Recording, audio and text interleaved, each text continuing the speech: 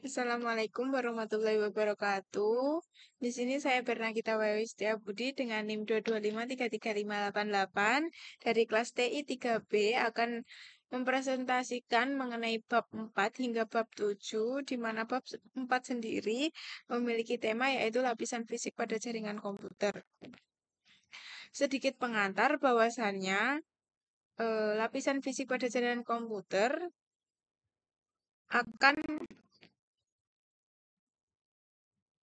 dapat didefinisikan sebagai lapisan paling bawah dalam model OSI yang bertanggung jawab untuk mengirim dan menerima sinyal fisik melalui media transmisi pada slide ini.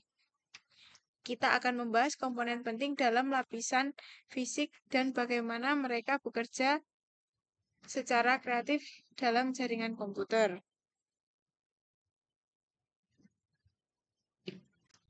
Kemudian, adapun media transmisinya yaitu jalur fisik yang digunakan untuk mengirimkan sinyal dalam jaringan komputer. Kita akan menjelajahi berbagai jenis media transmisi seperti kabel tembaga, serat optik, dan gelombang radio. Nah, di komponen jaringan sendiri, kita membahas komponen penting dalam jaringan, seperti perangkat keras yaitu hardware, dan perangkat lunak yaitu software, yang bekerja secara kreatif untuk mengoptimalkan lapisan fisik. Adapun topologi jaringannya, yaitu menggambar pola hubungan antara perangkat dalam jaringan komputer. Dan adapun protokol fisiknya, yaitu aturan dan prosedur yang mengatur pengiriman dan penerimaan sinyal fisik dalam jaringan komputer. Pada slide ini kita akan membahas protokol fisik seperti Ethernet, Wi-Fi, dan Bluetooth. Keamanan lapisan fisik, di mana keamanan lapisan fisik melibatkan langkah-langkah untuk melindungi jaringan komputer dari ancaman fisik seperti pencurian data atau perusakan perangkat. Pada slide ini kita akan menjelajahi metode keamanan lapisan fisik seperti pengamanan fisik perangkat dan penggunaan teknologi enkripsi. Adapun kesalahan-kesalahan lapisan fisik seperti halnya terjadi dalam jaringan komputer dan mempengaruhi kualitas transmisi data. Dan perawatan lapisan fisik dapat dilakukan. Hal itu sangat penting, di mana menjaga kinerja dan keandalan jaringan komputer. Dan terdapat tantangan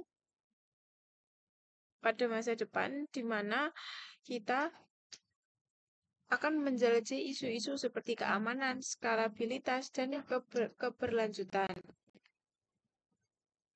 Pada dasarnya, kita telah menjelajahi kekuatan tersembunyi dalam lapisan fisik pada jaringan komputer, dari media transmisi hingga protokol fisik.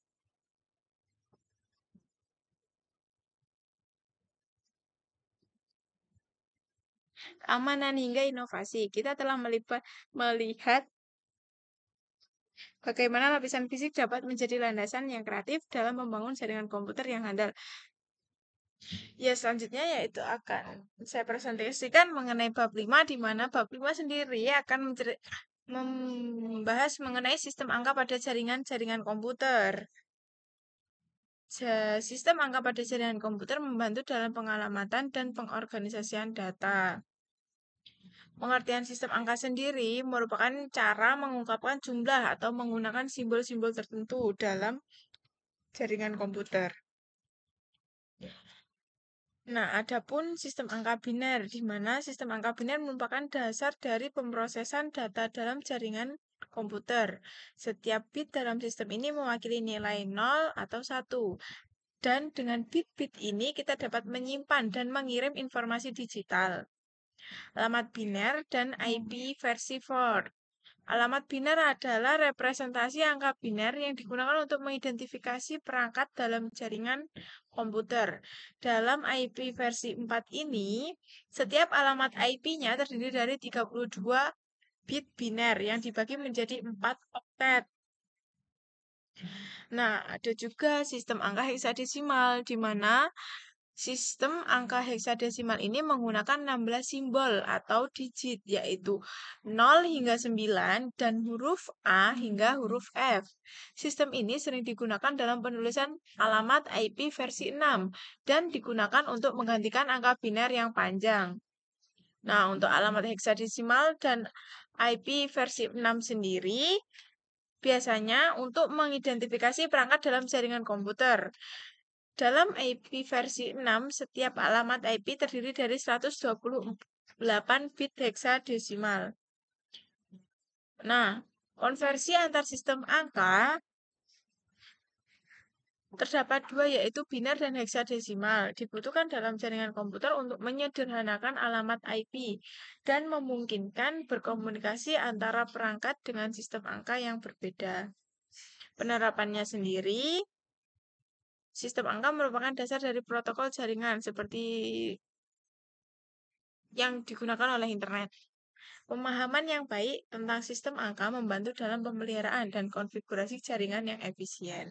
Jadi sini saya akan melanjutkan yaitu bab 6 mengenai lapisan tautan data, di mana lapisan tautan data adalah lapisan dalam model jaringan yang bertanggung jawab untuk pengiriman data antara node-node yang berdekatan dalam jaringan.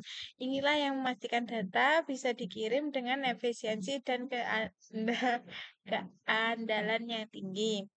Nah, selain itu, di pengertiannya juga lapisan tautan data adalah lapisan dalam model jaringan yang berfungsi mengirimkan node-node tersebut.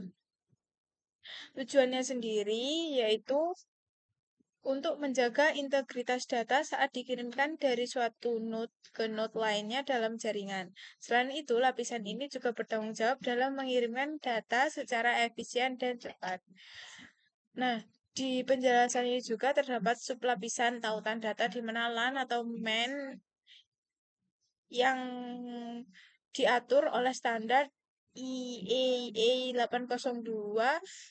Sublapisan ini mengatur protokol dan teknologi yang digunakan dalam jaringan lokal atau LAN dan jaringan area metropolitan atau MAN. Nah, standar lapisan tautan sendiri terdapat beberapa standar yang digunakan untuk memastikan komunikasi yang efektif antar node-node dalam jaringan. Contohnya, standar Ethernet dan Wi-Fi yang sering digunakan dalam jaringan komputer. Adapun topologi. Topologi merupakan hubungan antara node-node dalam jaringan. Contoh topologi yang umum digunakan adalah topologi bus, seperti halnya pada gambar yang pertama, terdapat topologi bus, kedua topologi ring, dan yang ketiga ada topologi bintang, dan yang terakhir yaitu topologi mesh. Setiap topologi memiliki kelebihan dan kekurangan tertentu. Selain topologi, terdapat juga bingkai tautan, di mana bingkai tautan juga dikenal sebagai frame, digunakan dalam lapisan tautan data untuk mengirimkan data antar node-node. Bingkai ini berisi informasi tambahan seperti alamat, tujuan, dan pengamanan data untuk memastikan pengiriman yang benar dan aman.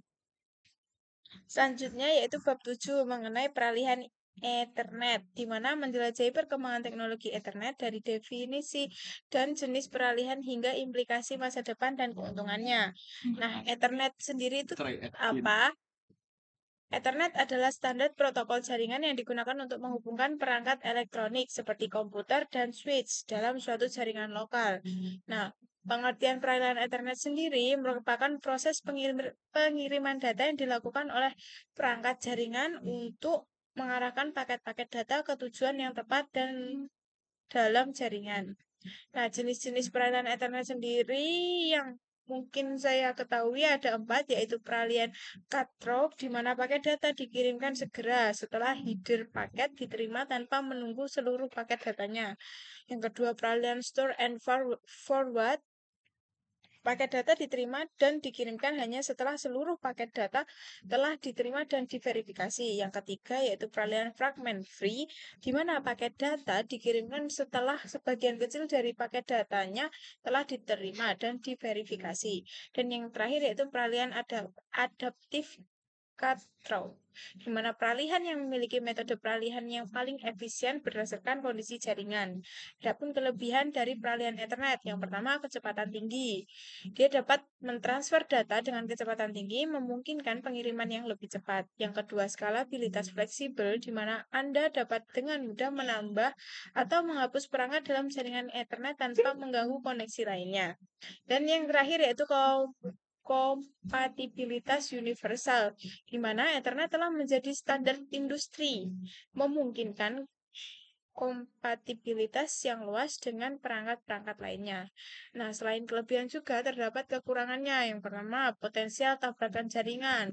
Atau jika terlalu banyak perangkat terhubung dalam satu jaringan, dapat terjadi tabrakan data yang memperlambat koneksi. Yang kedua, batas jarak terbatas, di mana standar Ethernet memiliki batasan jarak tertentu, sehingga tidak cocok untuk jaringan yang melibatkan area yang luas. Dan yang terakhir yaitu biaya infrastruktur, di mana memasang kabel Ethernet dan perangkat keras yang diperlukan dapat menjadi biaya yang signifikan untuk jaringan yang besar. Nah, di sini saya akan memberitahukan implikasi teknologi Ethernet, yaitu cloud computing atau Ethernet memainkan peran penting dalam pengembangan teknologi cloud computing yang memungkinkan akses dan penyimpanan data yang aman secara online.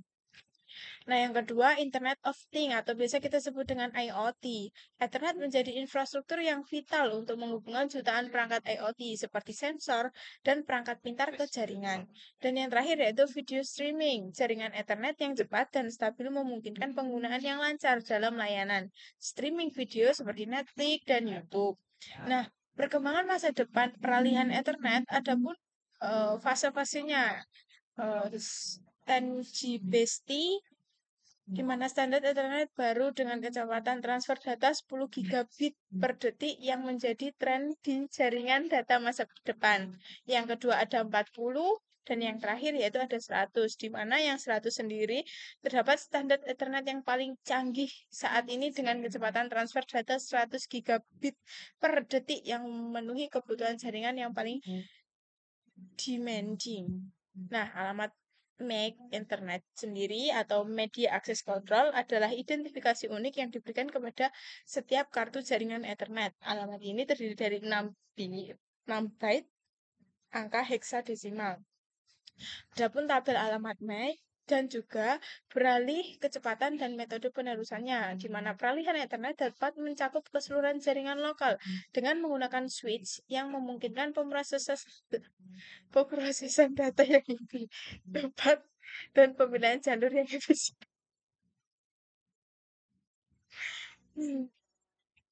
Ya, sekian yang dapat saya sampaikan. Mohon maaf jikalau ketika saya menyampaikan ada pun tutur kata yang kurang berkenan bagi penonton. Sekian dari saya. Terima kasih. Wassalamualaikum warahmatullahi wabarakatuh.